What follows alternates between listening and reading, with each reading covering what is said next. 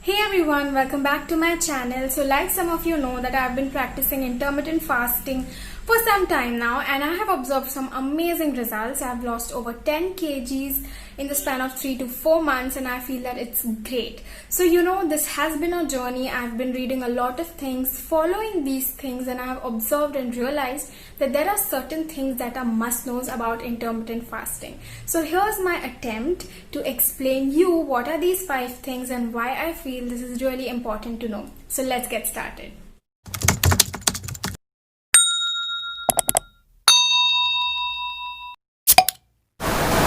Yes, you read it right. There is no thumb rule, absolutely none, because there are various types of intermittent fasting. In total, I've read about 6 to 7 types of fasting, which is like a lot of types. So it's common for a beginner to get confused as to what to try, what not to try, and how to actually begin. But if I have to tell you about 3 most practiced types of intermittent fasting, then these are they. The first one is ADF, which is also known as alternate day fasting. In this type of fasting, you fast for one day and eat normally or usually as you do right now for the other day. So the day where you're fasting is when you will significantly reduce your calorie intake or eat minimal carbs, and you'll try to balance out the meals that you've taken the previous day. The second is the 5:2 diet. In this type of fasting, you eat normally like you do right now for 5 days and then you fast for 2 days. So like ADF, here as well, if you're fasting for 2 days, you're significantly reducing your calorie intake, sometimes completely fasting if you can, and balancing out with the days that you've not fasted. So these 2 types of fasting methods are basically not recommended for beginners, as these are only done by the experts who have been practicing intermittent fasting for a very long time, and they do show results. But these people who try these kind of fasting, they try to blend it in with their lifestyle. The third and most commonly practiced method is the 16:8, wherein you eat for 8 hours window and fast for 16 hours. Now this is one of the most common methods and can be rightly practiced by beginners because it is completely customizable. You can start with 12-hour fasting and then take it up to 14 hours and then eventually 16 hours.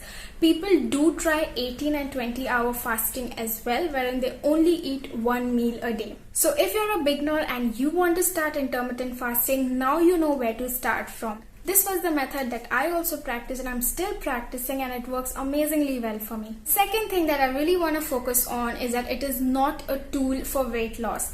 Yes, you heard me right. It is not a tool for weight loss. Of course, it looks very exciting as it gives you amazing result in a very short period of time. But it won't be any different from other crash diets like GM diet, paleo diet or keto diet if it doesn't blend in well with your lifestyle. So it's basically like any other crash diet. If you know that you cannot do it, if you're forcing your body to do it, and you know that you're going to stop it one day and go back to your routine. So do not force your body to try intermittent fasting. Of course, you can give it a shot, but if you're somebody who's not able to get used to this pattern of eating, then maybe this is not for you. But if you can practice it and if you can make it a part of your lifestyle, and if you know that you're not going to stop it for the rest of your life, then it is a wonderful way of keeping your body healthy because you're making it a sustainable way of eating.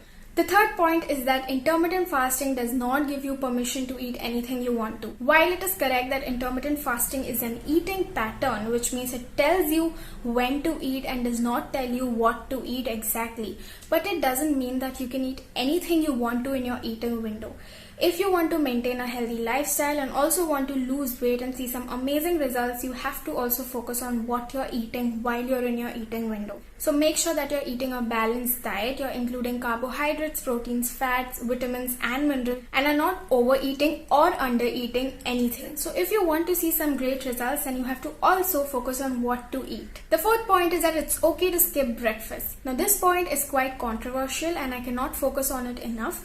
But I feel that skipping breakfast is okay for me So it completely depends on your body. If you feel that you're somebody who feels very hungry and gets those hunger pangs when you wake up in the morning, then probably you're not somebody who should skip breakfast. But if you feel energetic and if you can, sustain for a long time, like till 12 or 1 in the noon, then why not? So do what your body feels comfortable with. It's not important to, have your breakfast, lunch and dinner as planned. Rather, it's important to eat when you're hungry. So if you're somebody who cannot skip breakfast, then maybe you can try eating your dinner very early, right after the sunset or at the time of the sunset, so that your fasting hours are also completed and then you don't have to skip your breakfast. But if you're somebody like me who's okay skipping breakfast and who does not really feel the need to eat anything, then you can not eat breakfast and start your first meal as late as possible. The fifth point is, what is dirty fasting? Now, a lot of people start fasting and feel that it's absolutely okay to drink a cup of tea or coffee